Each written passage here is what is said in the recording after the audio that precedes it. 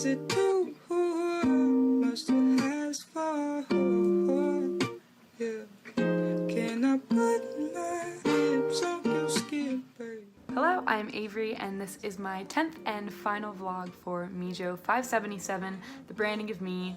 We made it, we did it. We have finished out the semester. The end of senior year is looking a bit different due to quarantine and stay-at-home orders, so I am back in my childhood home, which is definitely strange. I've been playing a lot more ping pong, I've been raiding my parents' fully stocked fridge, but most importantly, I have been stealing my dad's shirts with irrelevant minor league baseball teams on them. So go River Dogs. It's been a little odd adjusting to being back home, but it's really been fun. So jumping right into our video, last week I challenged myself to delete my social media for 5 days. Now this doesn't seem that hard, but trust me, during social distancing, this is one of the most difficult things that I could do. I dare you to check your screen time on your iPhone right now. It will be just devastating for you. That's kind of what motivated me to take this challenge on. I got a notification about my screen time and I was appalled. I'm not even gonna tell you how much it was because it's disgusting. So I knew I needed to change, and that led to me deleting my social media for 5 days. So this started out with me debating what was and what wasn't social media in my head. I knew that Twitter and Facebook and Instagram were social media. I also knew that TikTok was, but I really didn't want to delete it because it has been one of my main sources of joy during this quarantine. I knew it was social media, but that one really hurt to delete. My second social media that I really didn't want to delete was Snapchat. I have a lot of friends across the state and across the country that I really like to talk to, and we mainly only do it over Snapchat. I knew that I probably wouldn't talk to those people over the course of the week, but I knew I had to do it as well. So Snapchat, gone, deleted that as well, and I was on my way to 5 days of social media free living. Overall, this social media cleanse had 5 real stages. I'll start with number 1, which took place over the course of day 1 and 2, and that was a bit of denial. There were so many times when I went to go click on where Instagram would have been on my homepage and could not because it wasn't there.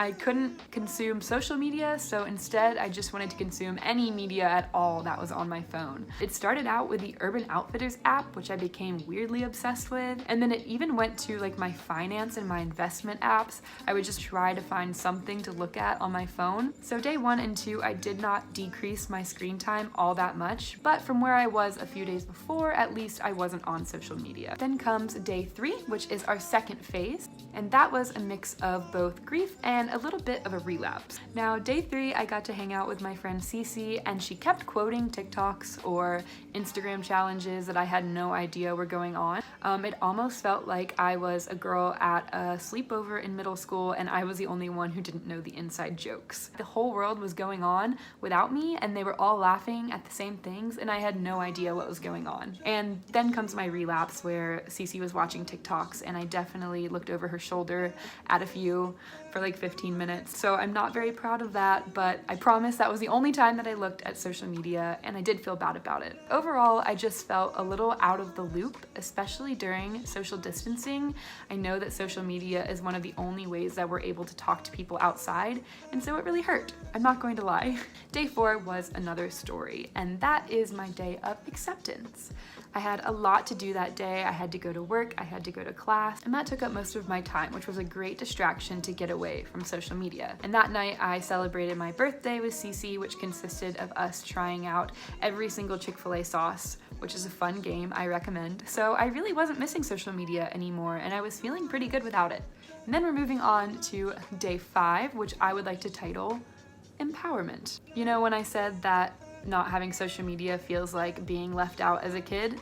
Well, on this day, I felt like I was 10 times better than everyone else who owned an iPhone. I had made it 5 days without really being on social media. My screen time was way down, I was going outside more, and I was able to have much more meaningful conversations with people. I drove home that day and I talked to my grandparents for a while. I FaceTimed my friend Ben, who was in Philly, and I wasn't relying on social media apps to get connection. I was starting to feel a little bit cocky with this challenge because I was living living without social media fine, and I could kind of slip it into the conversation that, oh yeah, I'm living through this social distancing without social media. Thank you very much. But I would not talk about my empowerment stage if I did not talk about my final stage. And that leads me to day 6 of the challenge, where I was able to re-download all of my apps. I'm titling this final stage the downward spiral because I did just that. As soon as I downloaded those social media apps, I threw away my little empowerment bit. I did not care if I was on social media. I finally got to be in on the inside jokes again and reconnect with the people that I had kind of not talked to in that past 5 days. And that felt really great too. However, I definitely became a little obsessed with social media the day that I got it back. So I learned 2 main things with my 5-day social media cleanse. The first is that there are some real pros to not using social media. As much as I wish me and my friends sending pictures of our faces back and forth on Snapchat is meaningful conversation, it's not. During my cleanse, I was able to reconnect and talk to friends because I wasn't relying on an app to do it. I had to reach out and talk to them myself. I don't know about you, but my eyes have been hurting a bit more because of all the screen time during quarantine, so that was also a big pro for me. But the second thing that I learned during this experiment is that quitting cold turkey really isn't that helpful. Besides feeling a little bit better than everyone else for a few days, I really think that it would have been better of me to not stop social media entirely and simply fade away. Because as soon as I got all of it back at once, I immediately fell back into my pattern of refreshing Instagram when I was bored or watching TikToks when I had nothing to do. Instead, I would recommend putting time limits on your apps if you can, and being more mindful of how much time you spend on social media instead of deleting it entirely. After all, there's nothing inherently evil about social media, and it's a great way to connect with people, especially during stay-at-home orders, but a little goes a long way, and you don't need to be on it all day. Trust me, you don't. Thank you so much for watching my very last vlog for MEJO 577.